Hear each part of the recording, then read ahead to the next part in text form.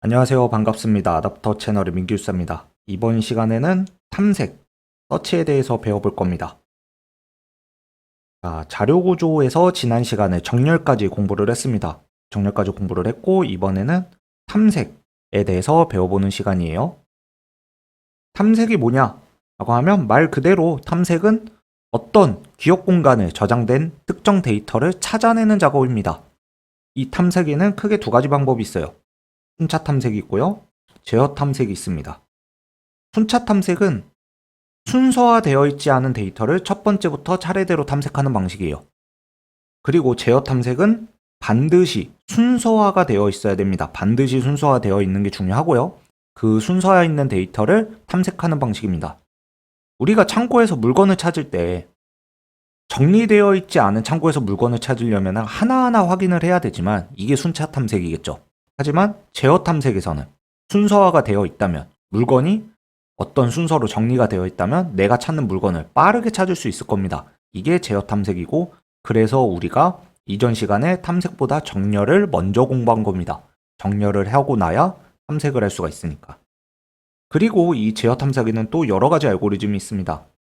첫 번째는 이진 탐색, 바이너리 서치라고 부르고요. 두 번째 탐색은 피보나치 서치, 그 다음에 보관 탐색 있고 블록 탐색, 그리고 이진 트리 탐색이 있습니다. 자, 이 것들에 대해서 오늘 다 배우기는 하겠지만 가장 많이 쓰이는 탐색 방법은 사실 이진 탐색입니다. 그래서 오늘 이진 탐색은 반드시 알고 넘어가셔야 되고요. 그리고 이진 탐색이 정말 어렵지 않고 우리 이미 공부를 했습니다. 자, 언제 공부를 했냐면요. 이 장표 기억나시나요? 이 장표 2강에서 알고리즘 성능 분석을 공부할 때 이 장표로 공부를 했습니다. 여기서 제가 다 설명을 드렸어요. 다시 말씀드리지만 순차 탐색은요. 순서화가 되어 있지 않아요. 이 순서화가 되어 있지 않은 곳에서 숫자 21을 찾으려면요. 하나하나 보면서 찾을 수밖에 없어요. 그래서 최악의 경우에는 맨 마지막까지 가서 21이라는 숫자를 발견하게 되니까 시간 복잡도는 비고의 n이라고 얘기를 했습니다. 그런데 이진 탐색은요. 순서화가 되어 있어요. 이런 식으로 순서화가 이미 되어 있습니다.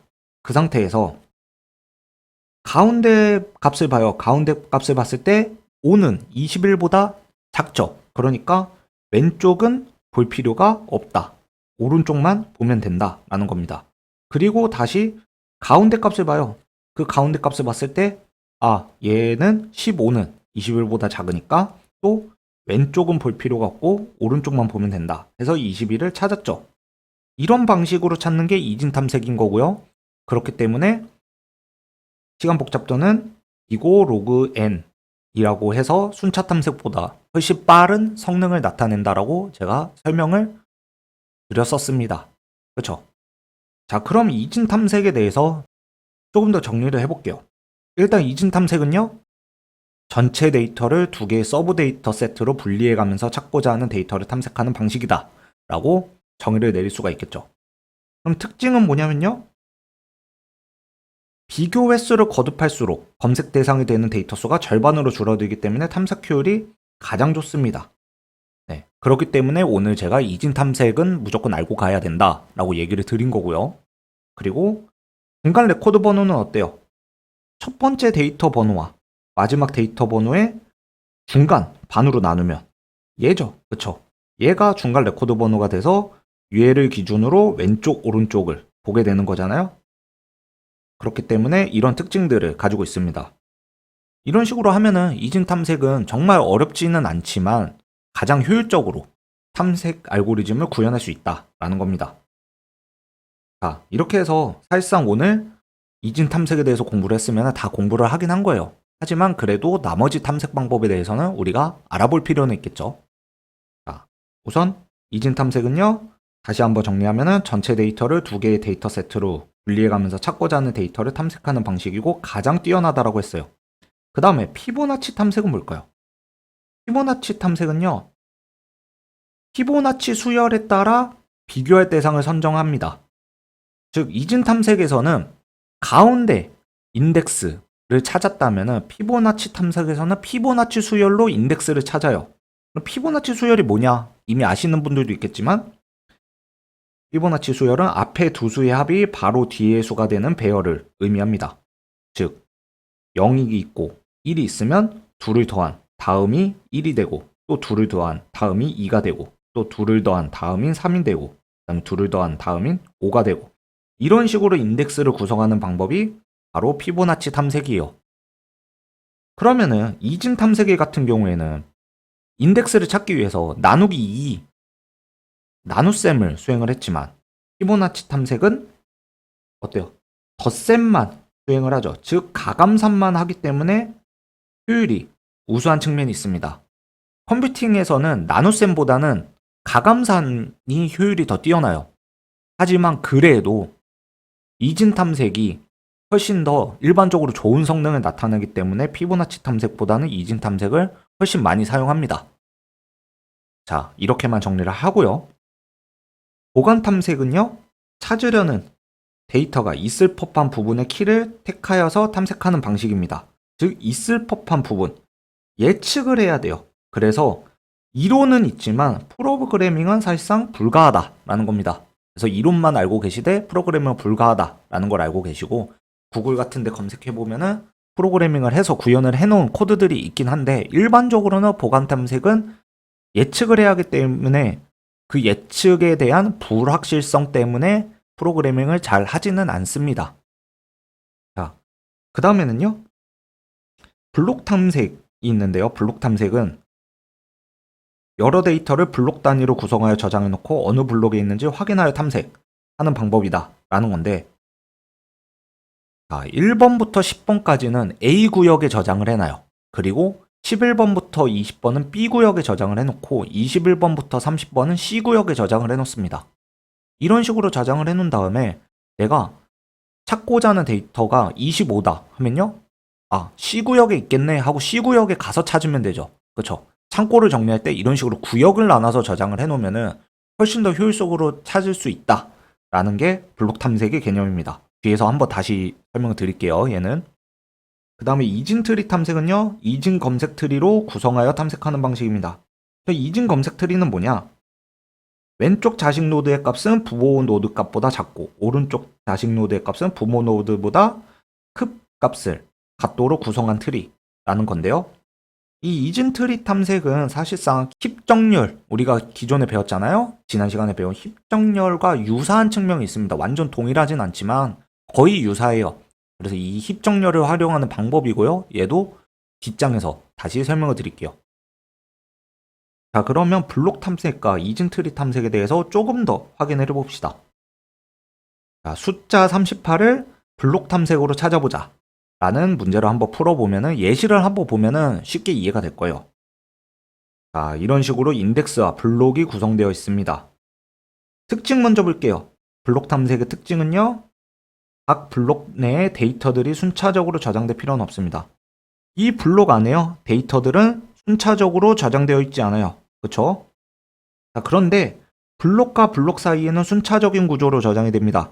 즉 무슨 말인가 하면요, 이 블록에서 가장 큰 값이 18이죠. 그럼 다음 블록에서는 18보다 무조건 큰 값이 들어와야 됩니다. 즉 21이 들어오고 26이 들어오고 29가 들어가고 37이 들어왔죠.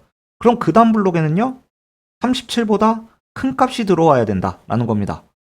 다시 말해서 블록 사이에는 순서가 존재하죠. 하지만 블록 내에서는 순서가 있을 필요는 없다라는 거예요. 자, 이 상태에서 38을 찾아볼 건데요.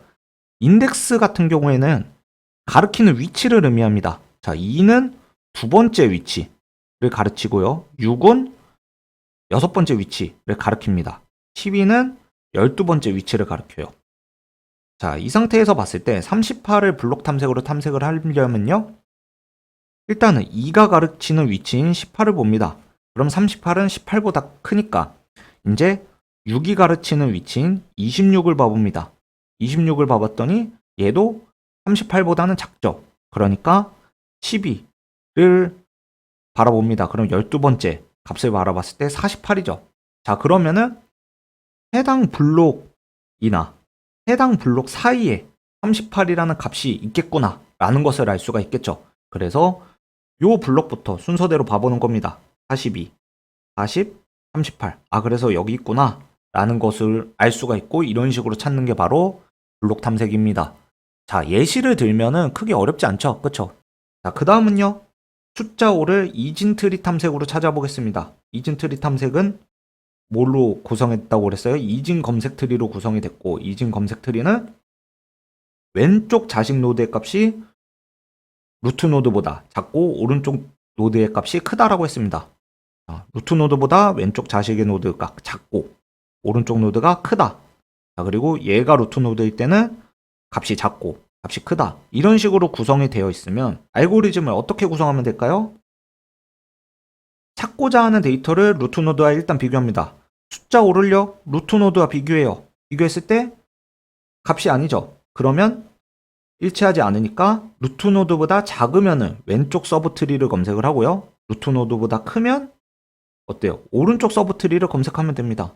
간단하죠? 자, 그럼 내려와서 얘랑 다시 비교를 했을 때 얘랑 또 일치하지 않으니까 다시 왼쪽, 오른쪽 비교를 해서 찾고자 하는 데이터가 루트 노드보다 크니까 이제 오른쪽을 검색하면 되고, 그래서 답은 5다 라고 같으면 검색을 종료하는 방식으로 활용을 하면 됩니다. 자, 이런 식으로 해서 제어 탐색 그리고 순차 탐색에 대해서 알아봤어요. 그런데 해당 탐색 방식은요, 아무리 빨라도 시간 복잡도가 비고 로그 n에서 더 빨라질 수는 없습니다. 그런데 제가 이 강에서 알고리즘 성능 분석에서 언급을 했다시피, 알고리즘 성능 분석에서 제가 뭐라고 그랬어요? 우리는 메모리, 공간에 대해서는 크게 신경을 쓸 필요 없다. 이제는 시간을 더 중시한다 라고 얘기를 했습니다.